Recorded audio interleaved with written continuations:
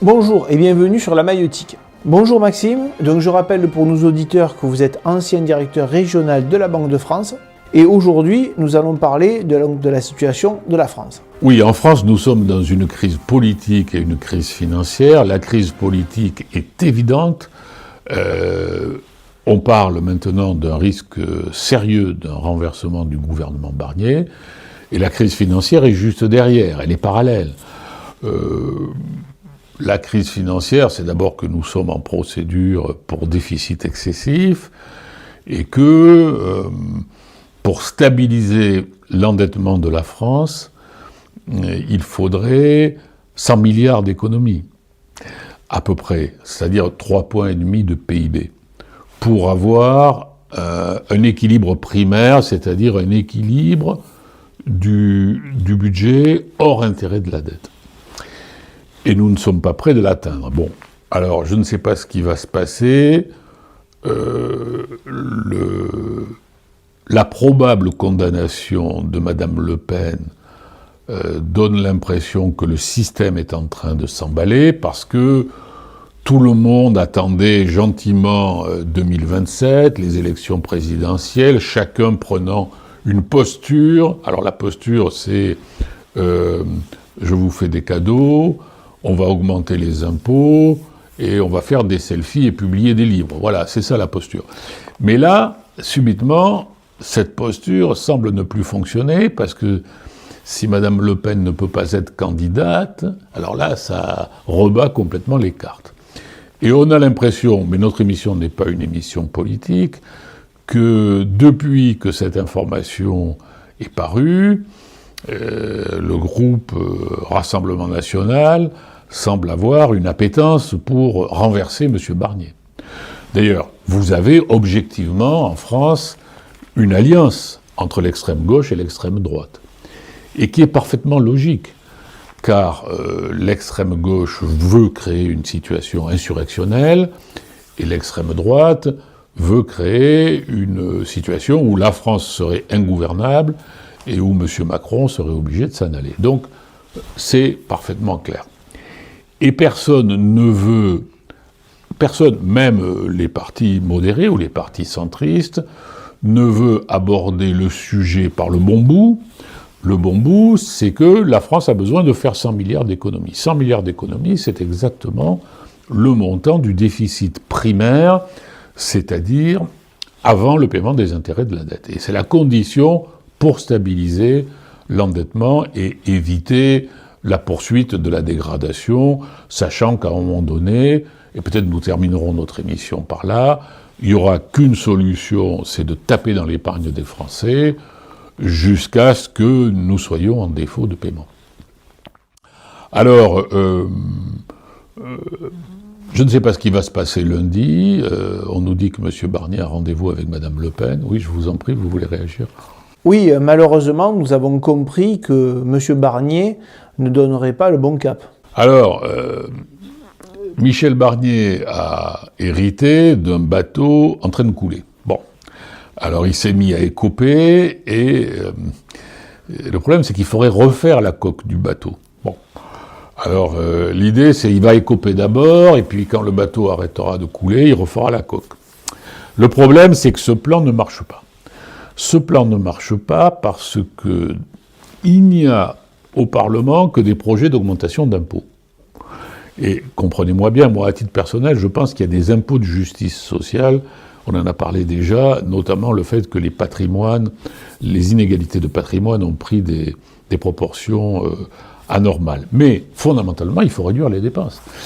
Or, on a 30 ans de littérature académique sur comment les pays dans des situations analogues à celles de la France sont revenus vers l'équilibre. Vous avez au moins 2 exemples, il y en a plus, mais vous avez le Canada, vous avez la Finlande, aujourd'hui vous avez l'Argentine aussi, mais l'Argentine est encore très loin.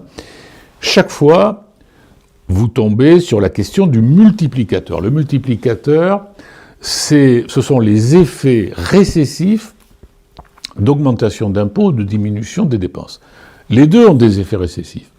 Mais la littérature académique a montré que les augmentations d'impôts ont des effets récessifs plus forts que la réduction des dépenses.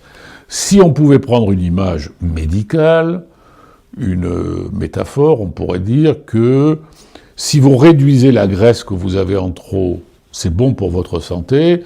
Si vous réduisez les muscles, c'est moins bon, et c'est même pas bon du tout. Et donc, c'est exactement ça, c'est que les augmentations d'impôts inconsidérées réduisent les muscles, alors qu'il faut réduire la quantité de graisse. Bon.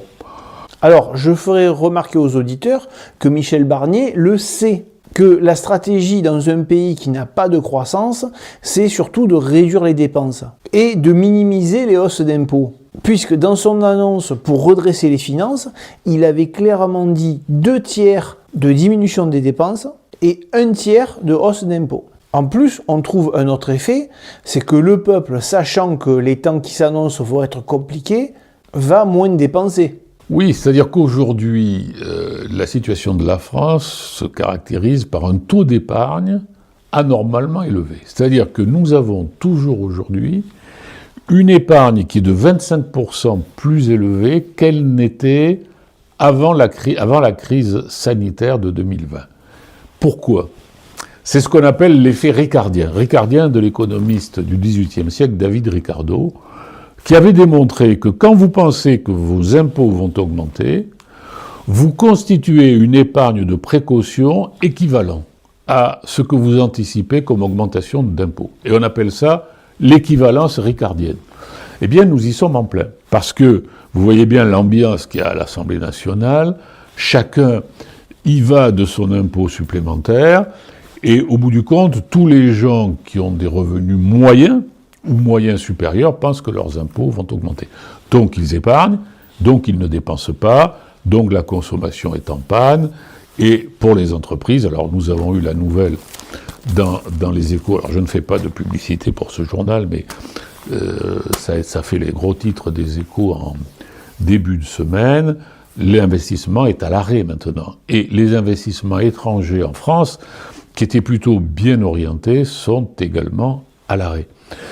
Donc voilà la situation, et je vois que les chroniqueurs, les grands économistes chroniqueurs, alors pour moi Patrick Artus est de loin le meilleur économiste français, en tout cas celui qui est au plus près des chiffres et de l'analyse des chiffres, mais je pourrais citer aussi Christian Saint-Étienne, je pourrais citer Pierre Cahuc, 3 chroniqueurs que je suis attentivement, tous nous disent que M. Barnier ne peut pas atteindre son objectif de 5% de déficit sur PIB. Actuellement, nous sommes théoriquement à 6,2. Mais nous allons en tendance vers 7. 7, c'est un chiffre apocalyptique. Je ne peux pas mieux dire que apocalyptique, parce que la moyenne des pays de la zone euro, c'est 2,8. La moyenne. Donc, la France a un déficit qui est plus du double de celui de ses voisins. Eh bien, tous, ceux que j'ai cités, Artus, Cahuc, on pourrait citer Toiti, Saint-Étienne, nous disent il ne pourra pas par la méthode qu'il a choisie. Et ce qui est beaucoup plus grave, c'est que le Fonds monétaire international lui-même publie un chiffre qui est 5,9 pour 2025. C'est-à-dire que la France aurait un déficit sur PIB de 5,9 versus 5 dans la feuille de route que M. Barnier s'est donnée à lui-même. Vous voyez que ça colle pas du tout. Et la Commission européenne, qui en général arrondit un peu les angles, elle dit 5,5. Donc, en toute hypothèse, quel que soit le scénario, c'est le scénario des 60 milliards. Hein. Et là, le titre d'hier, c'est « Est-ce que la France aura un budget ?» Même avec un scénario où M. Barnier ferait son 49.3 qui passerait sur le budget qu'il souhaite, il n'atteint pas son objectif. Et donc moi j'en tire comme conséquence que la dégradation de la note de la France va se poursuivre, et je vous propose que nous finissions dans un moment notre émission sur les conséquences que cela a à avoir et les conséquences à en tirer sur l'épargne. Oui, tout à fait. Je ferai un découpage et vous trouverez l'émission sur l'épargne juste après celle-ci. On pourrait peut-être donner des exemples précis qui montrent pourquoi les 2/3 de réduction des dépenses du plan Barnier se sont transformés partiellement en augmentation d'impôts. Oui, oui. Alors, moi, tout à fait au début, quand M. Barnier a pris ses fonctions et qu'il a dit « je vise une économie de 60 milliards », bon, 60 milliards, ça fait 2 points de PIB, et il a dit, vous vous en souvenez, 2/3 par des réductions de dépenses et 1/3 par des augmentations d'impôts. Moi, j'ai trouvé ça très bien. D'autant que Jean Pisani-Ferry avait fixé ça comme feuille de route, 2/3, 1/3. Mais quelques jours après, le Haut Conseil des finances publiques, c'est-à-dire la Cour des comptes, pour faire simple, hein, c'est-à-dire les experts qui donnent un avis sur le projet budgétaire, ont dit non, c'est l'inverse. C'est 2/3 d'augmentation d'impôts et 1/3 de réduction de dépenses. Parce que on ne peut pas présenter la diminution des réductions de charges comme une diminution de dépenses. En réalité, je parle des charges de cotisation sociale des entreprises. Moins par moins, ça fait plus. Et donc, des moindres diminutions de charges par rapport à l'existant, ce sont des augmentations d'impôts. Et voilà, alors je prends cet exemple, mais en réalité, les réductions de dépenses ne sont pas documentées, on ne sait pas de quoi il s'agit, sauf que là, c'est bien une augmentation d'impôts déguisée. Je ne dis pas que M. Barnier a voulu tromper qui que ce soit. Je dis que 2/3, 1/3, non. Personne ne le croit. Et c'est bien parce que personne ne le croit que tout le monde se prépare à des augmentations d'impôts. Et comme tout le monde se prépare à des augmentations d'impôts, l'épargne est trop importante. Et comme elle est trop importante, il n'y a pas de consommation suffisamment. Et on voit aussi deux secteurs qui sont complètement sinistrés, l'immobilier et l'automobile. Alors, je pensais à d'autres exemples aussi plus simples à comprendre. Par exemple, celui où l'État dit qu'il dépensera moins dans la sécurité sociale et les remboursements de frais médicaux. Le gouvernement l'a compté en réduction des dépenses, mais au final, si l'État rembourse moins de médicaments, par exemple, c'est nous qui allons les compenser et les payer. Donc ce n'est pas un impôt direct, mais au final, ça revient à être une hausse d'impôt. Oui, oui. Alors ça aussi, vous faites allusion au ticket modérateur, hein, et cela ne doit pas nous étonner que ça entraîne une épargne très, très importante, hein, puisque moi je regardais ce matin ce que représente ce que je verse à la mutuelle. C'est très important, hein, tous les mois. Bon, donc, je pense que ce versement à la mutuelle va augmenter. Et il va augmenter pourquoi ? Parce que la diminution du ticket modérateur, d'ailleurs, le gouvernement l'a dit, il devra être compensé par les mutuelles. Et les mutuelles vont se retourner vers les adhérents pour augmenter leurs cotisations. Oui. Et c'est ce qui fait que M. Barnier ne pourra pas atteindre son objectif de 5% de déficit sur PIB, parce que la croissance va se ralentir. Alors, je ne vais pas commenter les indicateurs, mais on voit déjà que l'indicateur auprès des directeurs d'achat de Markit de Londres est très mauvais. Il est aussi en Allemagne. D'ailleurs, on voit que le marché de l'immobilier est très mal orienté. On voit également que l'indicateur du climat des affaires est très mal orienté, et on voit que l'investissement est en panne. Et donc, il ne peut pas atteindre son objectif dans ces conditions. Parce que, justement, on n'a pas pris le sujet par le bon bout. Mais on ne peut pas le prendre par le bon bout, parce que les hommes politiques ne veulent pas réduire les dépenses. Extrême gauche, extrême droite, centre, finalement, ils n'ont qu'une idée, 2027. Et 2027, qui peut-être ne sera pas 2027, mais je ne sais pas, une autre date, en fait, ça sera la crise de la dette, surtout, et qui sera, à mon avis, avant 2027. 2027, ça suppose de prendre des postures. Prendre des postures, C'est-à-dire, vous avez vu, je vous ai défendu, vous avez vu, j'ai défendu ceci, cela, etc. Et puis on va faire un selfie et je vais publier un livre. C'est ça. La vie politique, c'est ça. Eh bien ça ne marche pas. Ça ne marche pas, enfin si, ça marche pour se faire élire, mais ça ne marche pas pour résoudre les problèmes de la France. Et je dis ça parce que les 100 milliards qu'il faut trouver pour stabiliser l'endettement de la France, sortir de la procédure pour déficit excessif et redonner confiance à nos créanciers, vous les trouvez à 70 milliards dans les subventions pour les retraites, qui ne sont pas financées. Je parle des retraites du secteur public. Les autres le sont à 5 milliards près. Bon, j'avais déjà donné ces chiffres. Vous avez 70 milliards, vous avez 56 milliards de subventions pour les fonctionnaires d'État, et vous avez 8 milliards de subventions pour les fonctionnaires hospitaliers et des collectivités territoriales. Leurs retraites ne sont pas financées par les cotisations. Oui, le problème c'est que on a menti en 2023 et maintenant on est prisonnier de ces mensonges, puisque en 2023, on a fait croire aux gens qu'on pouvait faire la retraite à 60 ans ou à 62 ans. Bon, c'est totalement impossible. Vous avez 15 milliards de maladies, sachant que la maladie a considérablement augmenté depuis 2019-2020, particulièrement dans les collectivités territoriales, le secteur public.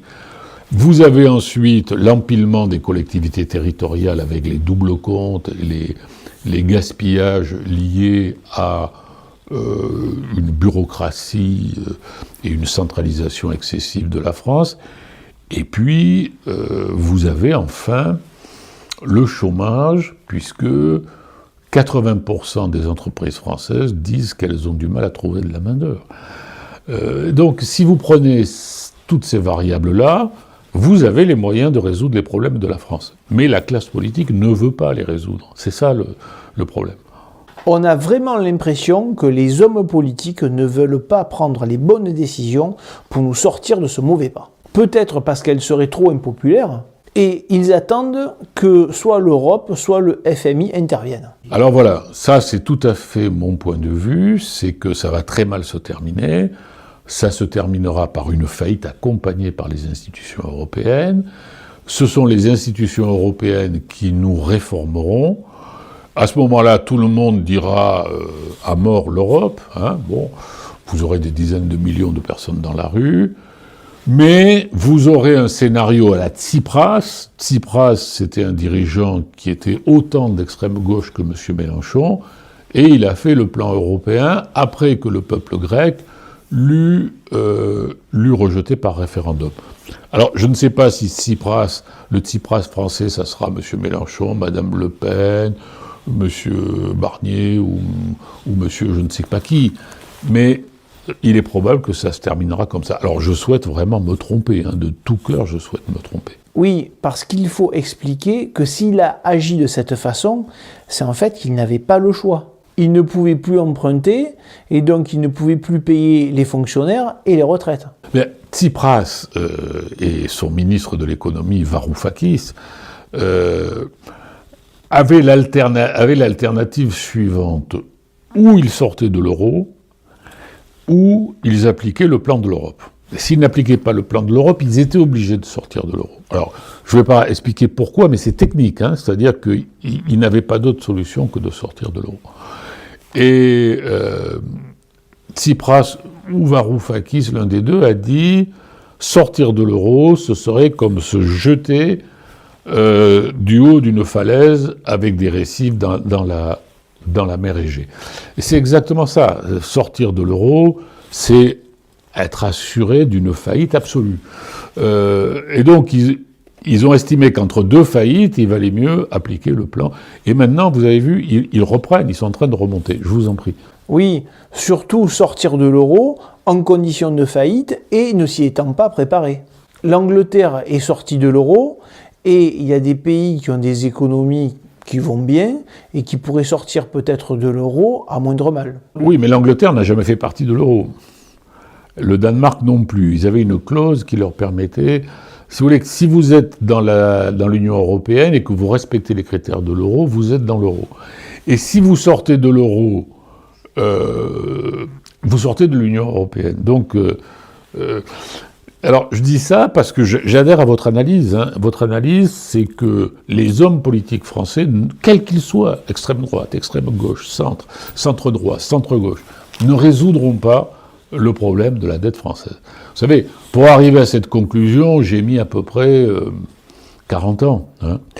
Mais maintenant, je suis convaincu qu'effectivement, nous irons jusqu'au bout dans notre incapacité à maîtriser notre souveraineté. Parce qu'en fait, la crise de la dette, c'est une perte de souveraineté en réalité. Et alors, pour revenir à Michel Barnier, enfin nous ne faisons pas de politique, moi c'est un homme pour lequel j'ai plutôt de l'estime, hein, et en qui j'ai confiance. Barnier a essayé de colmater les brèches en essayant de jouer la carte du dialogue, et ça ne marche pas. Ça ne marche pas. Et ça ne marche pas parce que la France est ingouvernable. Hein. Nous avons une alliance de l'extrême gauche et de l'extrême droite, qui est une alliance de circonstances, mais nous n'avons pas de majorité. Enfin là, je parle pour dire des banalités. Personnellement, je suis très inquiet. Il y a 20 ans, nous avons quitté Marseille avec ma femme pour venir sur Albi et fonder notre famille dans un environnement plus paisible. Notre choix ne s'est pas fait au hasard. Nous avons choisi une région très dynamique, où les prix de l'immobilier étaient encore raisonnables. Et au sein de cette région, j'ai cherché une ville à taille humaine, en croissance et avec un revenu par habitant moyen satisfaisant. D'ailleurs, au commerce de ma femme, j'avais croisé le maire de l'époque et il m'avait demandé comment nous avions choisi sa ville et il avait été surpris par ma démarche. Ce que je veux dire à travers cet exemple, c'est qu'aujourd'hui, nous voyons parmi les générations montantes les personnes les plus éclairées et les plus documentées, et souvent les plus diplômées, qui savent pertinemment que leur avenir en France risque de se résumer à rembourser la dette, des erreurs politiques du passé. Et je vois justement beaucoup de jeunes qui cherchent à se construire un avenir hors de France, mais qui va rester en France ? Des personnes qui s'imaginent qu'en taxant les riches, on va s'en sortir. Cette situation, elle me rappelle un peu, même si ce n'est pas vraiment comparable, au moment de l'URSS et de l'instauration du régime communiste. Avant de mettre en œuvre leur politique, les dirigeants avaient laissé partir des personnes en désaccord avec leur vision du régime, notamment des intellectuels et des entrepreneurs, pour éviter qu'ils ne posent de problème. Je trouve ce genre de situation délirante. Oui, alors le mot juste est le mot délirant, et même le délire est encore plus fort que ce que vous ne pensez. Parce que regardez ce qui va se passer cette semaine à la Commission des finances de l'Assemblée nationale. Selon toute probabilité, la France insoumise et le Rassemblement national vont déposer ensemble un projet de loi annulant la réforme des retraites de 2023. Or, et annulant même, d'ailleurs, ça va poser peut-être un problème moral à M. Hollande, la loi Touraine, qui prévoyait une légère augmentation du nombre d'années de cotisation d'année en année avec le déclin démographique que nous connaissons.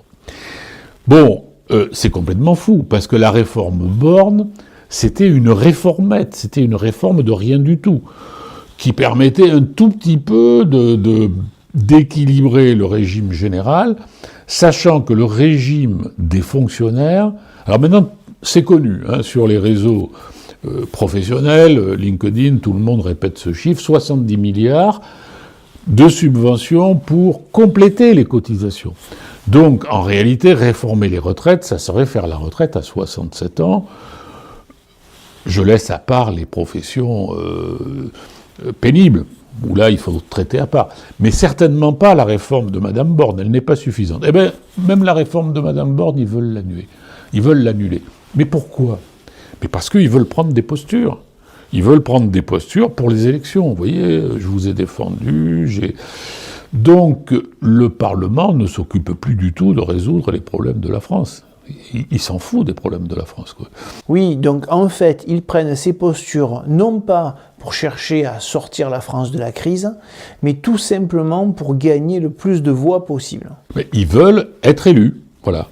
Je mettrai à part le Sénat quand même, parce que le Sénat, justement, ils ne sont pas élus au suffrage universel, ils sont élus au suffrage indirect, et leurs positions sont des positions plutôt raisonnables. Hein.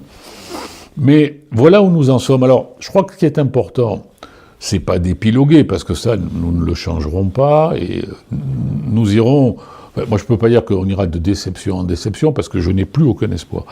Mais il faut en tirer des conclusions pour notre auditoire. Justement, avant de faire l'émission sur les conseils économiques, je souhaite réagir aux convocations de Gabriel Attal et Bruno Le Maire, devant les sénateurs, interrogés sur la situation de la dette de la France.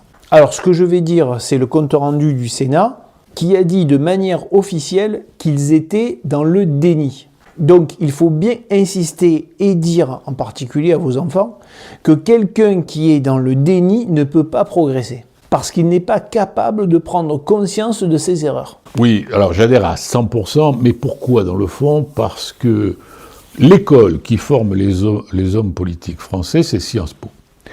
Sciences Po, c'est tout sauf scientifique. On aurait besoin en fait d'avoir des ingénieurs à la tête de la France. Et Sciences Po, c'est une école où vous apprenez la rhétorique. La rhétorique, c'est l'art de mentir proprement.